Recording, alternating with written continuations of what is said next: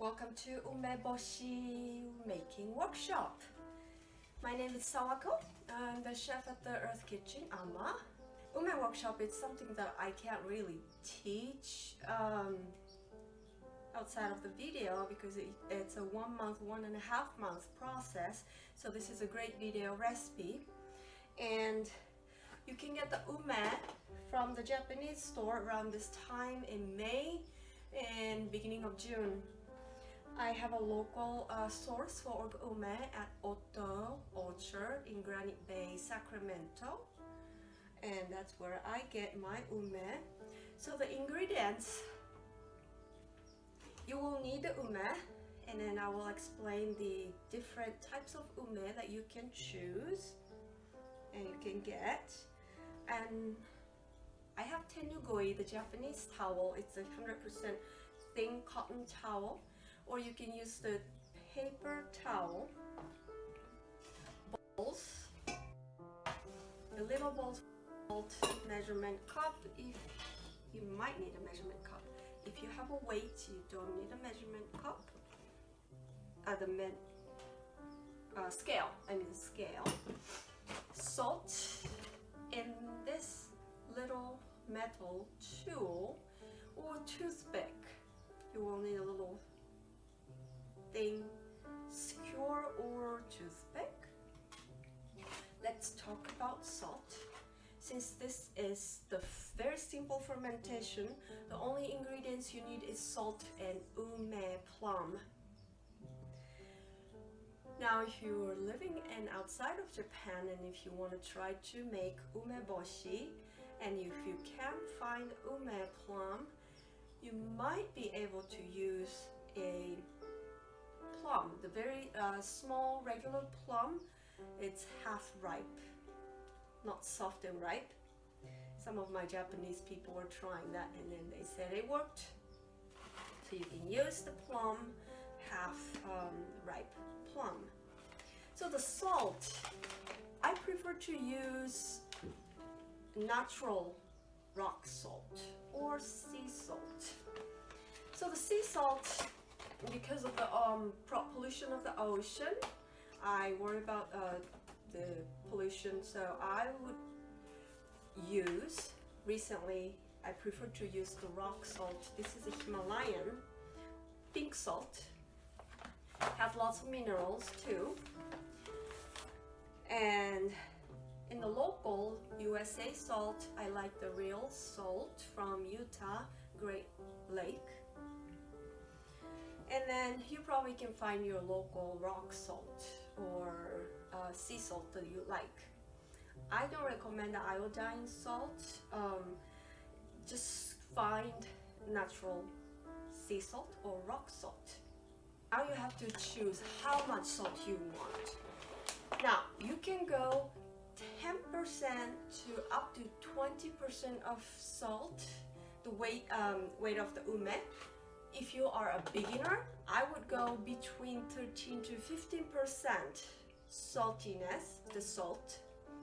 And then very old style, very salty and sour ume is about 14 to 20% of the salt.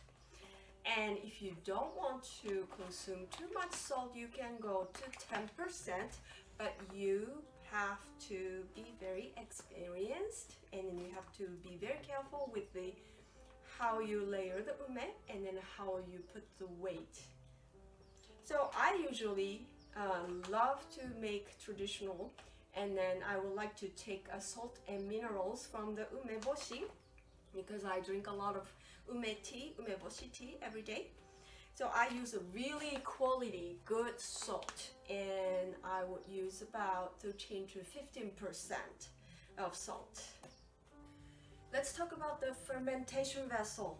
It's very important to have a right, proper fermentation vessel. There are several choices. I'm going to be making one method is modern style plastic. This is a Ziploc, 1 quart Ziploc. It will hose up to probably 3 pounds, and you need brand new 2 Ziploc bag for 3 pounds, up to 3 pounds. This is a typical one that I prefer to use. This is the ceramic. This is pretty big. It's about 10 to 15 pounds. And this is something that you can buy in United States. I bought at the local natural food store, Sacramento Natural Food Co-op. They have it. This is probably the largest or second largest one. Another one, glass container. This would be perfect. It's kind of small batch. I have a fermented plum juice right now, but if you're using something like this, make sure it's straight. This is also a glass jar. I'm fermenting with the honey and ume, the ao ume, the green ume in there. This is ideal because it's a wide mouth. This is okay, but it's best to have a wide mouth because you need to put a weight on it. Let's talk about the weight. The weight is so important for fermentation, especially umeboshi. Now, this is the traditional method. Traditionally, they have this big wooden vessel, has otoshibuta, which means falling lid. So this size of the lid is just slightly smaller than the mouth of the container. I have a wooden one, or this is like a modern stainless steel one, handmade one from Kyoto. And then it goes down, and then this stone, the weight stone, goes on top. Another one, you double back the Ziploc, and then you're gonna put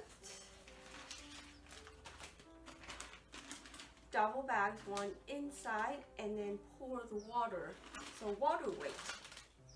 And this is something that I use a lot, bean weight. So those are old beans that I'm not going to use anymore for cooking, so I keep them in the Ziploc, double bag it, and then the brand new bag outside, and then put it evenly over the umeboshi. I have azuki beans and dal, white beans. So those are different methods of weight you can use. So how much weight do you need for the weight? You need at least twice as much as the ume that you're pickling. So if you have a 5 pounds of ume you're pickling, you need 10 pounds of weight on top of the ume. And then after a week or so, the water comes up and then it covers the ume. And then it starts to cover the ume, you're gonna take out half of the weight. Just enough weight, you're gonna leave just enough weight that the water is covering the ume. So you have to take out after a week or so. And after a week, if you don't see water coming up enough, you probably didn't have enough weight over it. So the weight is very important, twice as much as the weight of the ume plum. Now let's talk about the variety of ume plums. If you go to a store and then buy a ume plum, you probably find only one variety available. But if you go to a farm like I did, they have different varieties and then different sizes, different aromas. Now for umeboshi plum, I would like to use small to medium size. If you have a small one, they get shrunk because we dry it. So just consider maybe 20-30% shrinkage. So I like to use the medium. If it's too large, it tends to get crushed during the fermentation. So I would go for the medium size and maybe smaller size. This is a pretty green ume plum, and here is two different ones that you can see Shirokaga on the left and bungo on the right side from the local farm that I went. So this year I used bungo and shirokaga both. This is the ume that I am using for umeboshi. So you see little green turning to yellow. Those are the best. It's not too soft, it's not too hard. If it is too green, it will end up in hard umeboshi, which is okay, and then it's different aroma flavor. And if it is too ripe, like these guys, completely yellow and soft, it will end up crashing while it's fermenting. So the best is when the green plum is turning to yellow. So right before the complete ripe. Now you're going to need to wash the ume in water. If you're using green our ume, for syrup making or sake making, like this, I made the honey syrup. You will soak the green ume overnight in water because it has the toxin, or we call aku, you have to get rid of by soaking in water overnight. If it's ripe, almost ripe, or yellow, you don't need to soak it. If you soak it, it will get damaged easily. So you just wash it lightly and then be gentle with the ume. I'll keep the water by your side while you work with the prepping the ume by taking out the belly part, because sometimes inside of the belly you find a dirt. And container, you will need to clean it very well. I'm using this crock pot, big crock pot. I have 5 pounds of ume plum and then 15% of salt this year. And then you're gonna wipe the inside with vodka or a high alcohol content like shochu, the sweet potato sake. It's about alcohol about 35%, 40%, or vodka. Clean it and sterilize inside, especially around where ume touches the air, around the meat part. You're gonna clean it really well with a towel, and vodka or sake or isopropyl alcohol, the rubbing alcohol, but the high grade. Yes. And then the size of the container you need, if you put the ume in the container, you will need about at least a quarter empty, because the water come up and then you need to put a weight. So don't use the container, it's too small, so you don't want to fill the ume. So the ume should be here or less, so you have a nice space on the top. You're gonna dry the ume. I love using Japanese towel, tenugoi. This is from Kumamoto Aso Shrine. You can use paper towel and gently dry it and put it in the oven bowl.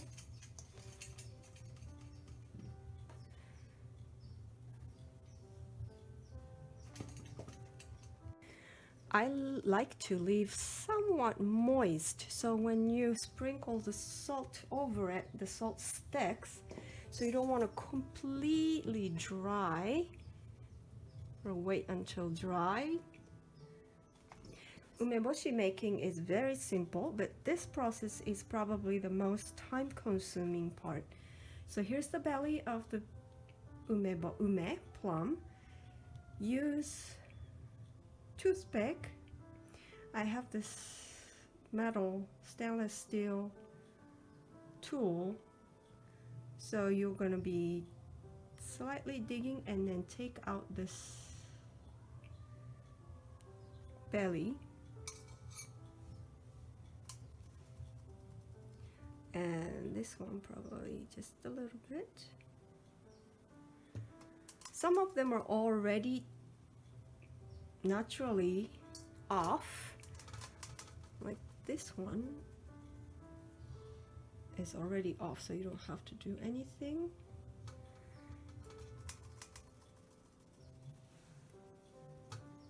If you are getting from the store, probably they're completely green, so you might need to wait. If you can get from the local farmer, you can ask them to get the one it's about green coloring to yellow. They have their timing to harvest because sometimes they can't really harvest the fully ripe one because it will get damaged so easily. So if you know the farmer, ask them and then get the one same variety because different varieties ripen differently. So you don't want to end up with green ones and yellow ones. And this year I got something different. This is the regular plum, not the ume plum, the regular western plum, unripe. My friend's tree just happened to broke the branch broke, and then they end up with this unripe green plum. So I am going to try making umeboshi with these guys, and then I'll let you know how it goes. So what I do first is I want to put fairly green one on the bottom because they're harder, and then a little soft, maybe softer ripe one on the top so it doesn't crash. First, I am going to salt just about 3 tablespoons. So they are covered with salt lightly. Now, you're gonna layer it first. About 2 tablespoons of salt. And I'm gonna pick the fairly green ones.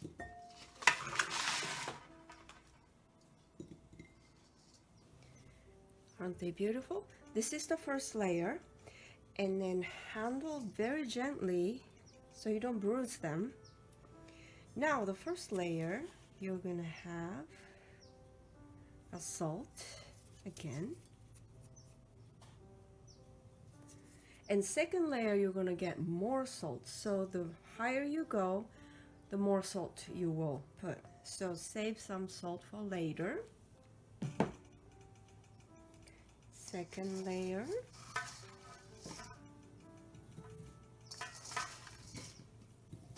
So the most difficult part of this simple process is how to avoid the mold. Now first I salted the ume plum before we layered in here. Another way you can do, some people does put a vodka or shochu, the strong sake, around the ume and layer it, or sometimes they sprinkle on the very top of the layer. But I did that before and it worked. But if you get experienced, you don't have to worry about so much. And then I don't want to put too much alcohol around plums because all the good microorganisms that you need for fermentation are on the skin too, and you don't want to kill those. So now this is the last layer. You're gonna do a heavy salt. So beautiful. Make sure it's soft, it's very flat. I know it's a lot of salt, but this is the magic of salt. With the fermentation, it turns into a medicine. Especially when you use your hands to make your own fermented food, all the amazing medicine for your body, the particular medicines are on your hands. So use your hands, and if you're feeding this for your family, maybe let them wash their hands with the soap and water and not sterilize, and let them touch the food.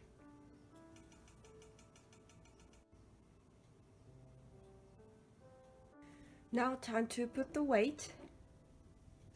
Here's my otoshibuta, just smaller than the mouth of the container because right falling, otoshi means falling, so the weight goes evenly distributed.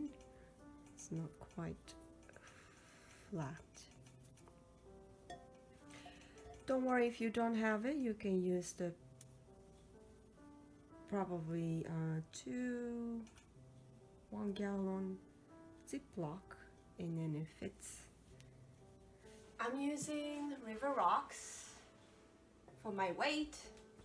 I have 5 pounds of ume, which means I need twice as much of weight, which is 10 pounds. If you're putting the weight, don't put just one whole 10 pounds here because you need to reduce it later. So I have several rocks so I can remove a few later on. And sterilizing the weight. I'm a fan of using the natural tools especially for fermentation. You can do the Ziploc method, but I like to use this so the plastic doesn't go in here. Since we're living in this world, you can't avoid the plastic, so don't get stressed out if you have plastic, that's fine. Now I sterilize it with hot water, boiling the rocks in hot water for at least 10 seconds. That will usually kills most of the harmful microorganism.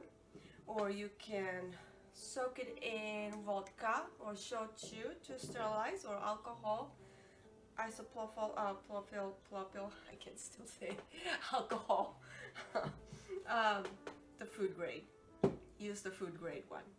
Now, after you sterilize in the hot water, air dry, and it's already dry, and I will put in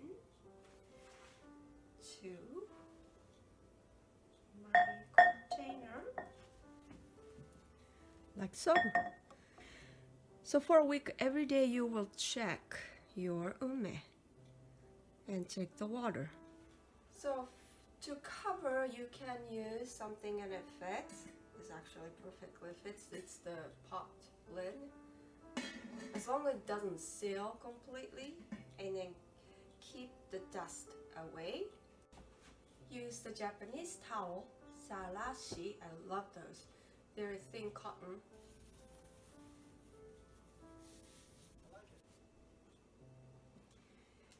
And then wrap it around with a string. It's the easy way.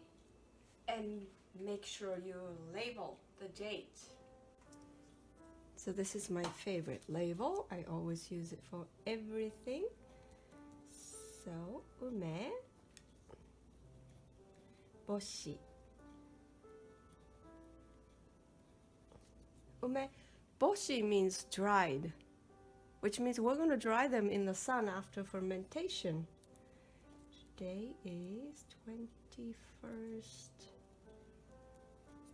You're going to leave this in a dark, cool place. May 21st, when I pickled the ume plum, my shiso leaf, the red beefsteak leaf, are still like this baby. This year it's very slow. I just got this baby from my friend Mume Farm because my seeds didn't germinate at all. Usually the volunteer comes up so easily, but not this year. I got lots of green shiso but not red shiso. You will need red shiso, not green shiso. You can buy it in the Japanese store, but if you can get a hands on the plant, grow it in your yard. It's easy to grow. This is day 3.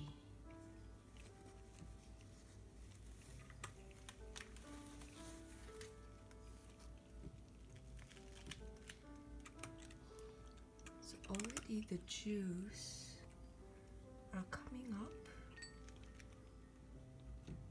slightly above, so I am going to take out a weight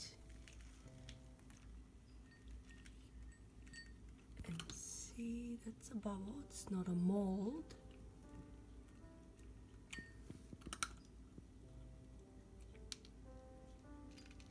Maybe one more.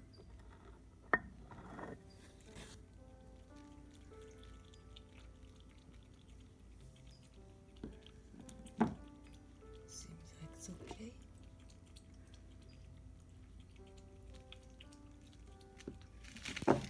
So I'm going to take out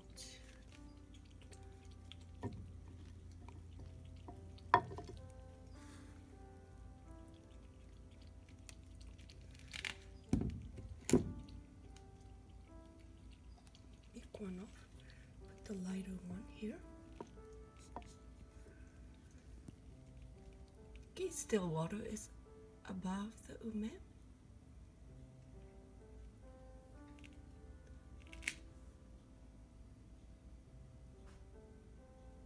Okay, and then leave it like this until beginning of June, so another month or so, and cover.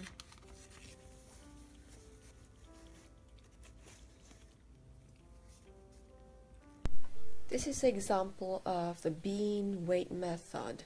On the top of the ume, I stacked the beans in a Ziploc and I stuck a book on top of it so it weighed enough. The jar method, this is about 6 days. Now water is right here. So I took out half of the weight and water is completely above. So the ume is completely submerged underwater. And I might be able to take out a little bit more weight and then make sure the water is still enough. Okay, it looks good. So I'm gonna take out another half of the weight. At this point, the ume is very soft, so you do want to have less weight, but be careful. Once you took out the weight, and if the water goes down and then if you have to put more weight again, the ume is gonna crash. So make sure just take out this right amount of weight out. Usually half to 2/3 you take the weight out, and then make sure the water is here above the ume. Then you're gonna be waiting for the red shiso leaf to be ready. So ume is going to sit like this for another month or so. You're not gonna need to do anything. Just wait. And then check every once in a while so the ume is completely submerged in the ume water, which becomes a ume vinegar later. This is the Ziploc method. So you're gonna double bag 1 gallon Ziploc, like so, and flip the mouth so it stands freely.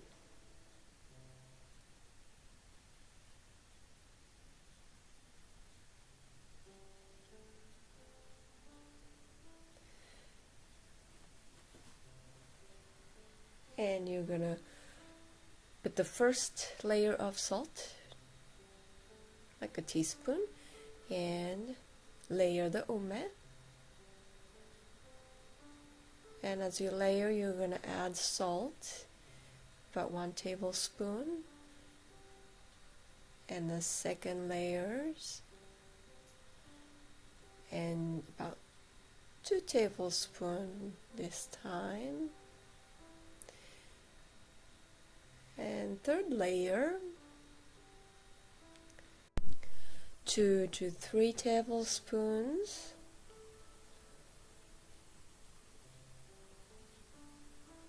And more salt.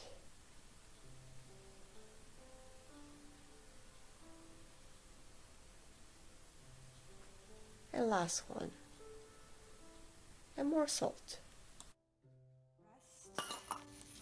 The salt, and then gently shake, make sure all the salts are evenly around the ume, and no air inside, push the air out.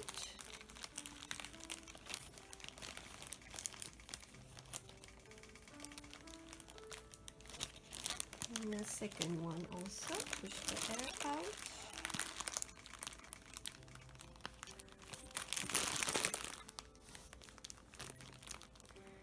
And leave it in a dark place, but don't hide it from your sight, because you will forget. You have to check it almost every day. So the water goes up. Within the week, you want the water to cover the whole ume. Label it, put the date. This is day 3. You will see the water coming up a little bit inside.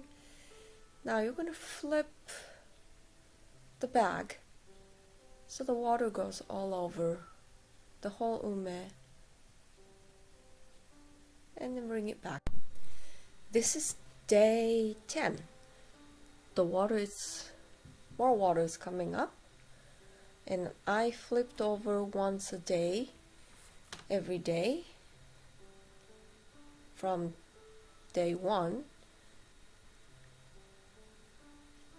and it should look like this now. And then there's no mold because I flipped it every day, and then submerged the ume in water. Now you're going to be checking every once in a while and let it sit until shiso leaf is ready, which is about beginning of July. Okay, it's been over a month. I think I made a very good example of bad example. So this is the Ziploc method. And because I forgot to flip over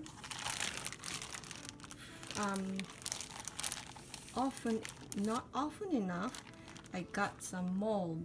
Here is this black mold, can you see? And here. So if you start to see anything, usually white or black,